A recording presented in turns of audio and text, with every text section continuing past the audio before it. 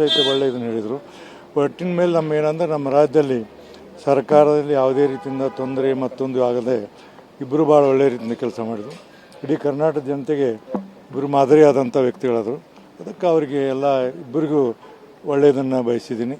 ದೇವರು ಒಳ್ಳೇದು ಮಾಡಲಿ ಅಂತ ಹೇಳ್ತೀನಿ. ಈ ಕುರ್ಚಿ ಕಿತ್ತಾಟ ನಡೆಯುವಂಥ ಸಂದರ್ಭದಲ್ಲಿ ನಿಮಗೆ ಇಷ್ಟು ಸುಲಭವಾಗಿ ಇದು ಮುಗಿಯುತ್ತೆ ಅಂತ ಅನಿಸುತ್ತೆ? ಯಾಕಂದರೆ ನೀವು ಒಬ್ಬ ರಾಜಕಾರಣಿಯಾಗಿ ಸಭಾಪತಿಯನ್ನು ಹೊರತುಪಡಿಸಿ. ನೋಡಮ್ಮ, ನಾನು ಈಗ 45 ವರ್ಷ ಮುಗೀತಿ.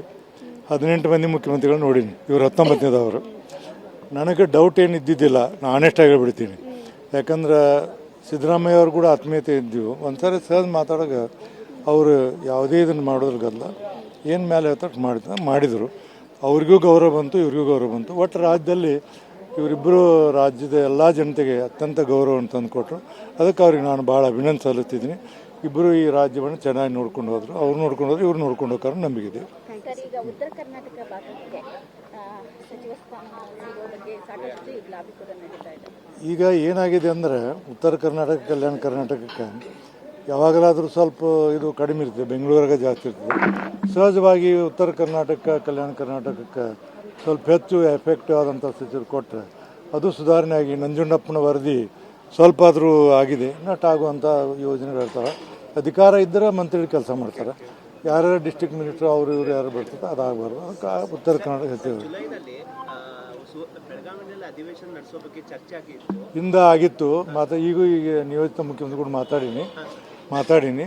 ಅದಕ್ಕೆ ವಿಚಾರ ಮಾಡಿ ನೀವು ನೋಡಿ ನೀವು ತೀರ್ಮಾನ ಮಾಡ್ತೀವಿ ಹೇಳಿ ಅವ್ರಿಗೆ. ಅವ್ರೇನು ತೀರ್ಮಾನ ಮಾಡ್ತಾರೆ ಅದರಂತೆ ಸದನವನ್ನು ನಡೆಸ್ತೀವಿ ನಾವು. ಈಗ ಹೇಳಿನ ಅವ್ರಿಗೆ ಸುದ್ದಿ ಮುಟ್ಟಿಸೀನಿ. ಇಂದಿನ ನಮ್ಮ ಸಿದ್ದರಾಮಯ್ಯ ಅವರು ಹೇಳಿದರು ಜುಲೈದ 2ನೇ ವಾರದಾಗ ಅಧಿವೇಶನ ಬೆಳಗಾವಿಯಿಂದ ನಡೆಸು ಅಂತ ತಿಳ್ಕೊಂಡು ಹೇಳಿ ಅದನ್ನು ವಿಷಯವನ್ನು ಹೇಳಿನ ಅವರಿಗೆ, ನಿಯೋಜಿತ ಮುಖ್ಯಮಂತ್ರಿಗೆ. ಅವರು ನಾನು ಚರ್ಚೆ ಮಾಡಿ ನಿಮ್ಗೆ ತಿಳಿಸ್ನಂತ ಹೇಳಿದ್ರು.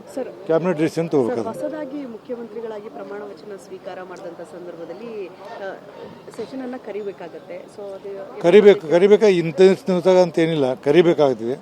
ಅದು ಕ್ಯಾಬಿನೆಟ್ ಡಿಸಿಷನ್ ಮಾಡ್ತಾರೆ. ಒಂದು ವಾರದಲ್ಲಿ ಡಿಸೈಡ್ ಮಾಡ್ತಾರೆ ಡೇಟ್ ಅಂತೇಳಿ. 15 ದಿವಸದಾಗ ಮಾಡ್ಬೋದು ಅಂತ ಅನಿಸ್ತದೆ ನನಗೆ. ಜುಲೈ 2nd ವೀಕ್ ಅಂತ ಅವ್ರು ಹೇಳಿದರು. ಇವರು ತಮ್ಮ ಸಚಿವ ಸಂಪುಟ ಆದ ನಂತರ ಎಲ್ಲ ಆದ ನಂತರ ಸಚಿವ ಸಂಪುಟ ಚರ್ಚೆ ಮಾಡಿ ಅವರು ಡೇಟ್ ಡಿಸೈಡ್ ಮಾಡ್ತಾರೆ. ಒಮ್ಮಿಂದ ಸೋಮವಾರ ಮಾಡೋಂಗಿಲ್ಲ. ನಮ್ಮ ಸಾಲಿನ ಅಷ್ಟೇ ಕೆಲಸ. ನಮ್ಮದು ಹುಡುಗರು ಬಂದಾರಲ್ಲಿ ನೋಡೋದು ಸಾಲಿ ನಡೆಸ್ತಾರೆ. Right, thank you.